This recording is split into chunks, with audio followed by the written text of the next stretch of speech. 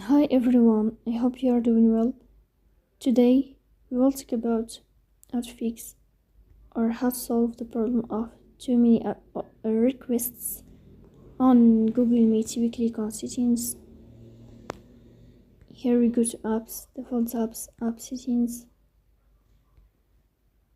On above you will search about Google Meet. Here we click on first stop and we click OK. Here we'll enter to storage. Then we click on clear cache. Here we'll turn off your Wi-Fi and then we'll turn on your Wi-Fi again to fix that problem. So that's all. Don't forget to support us by like and subscribe. See you next time and thank you for your watching and your attention.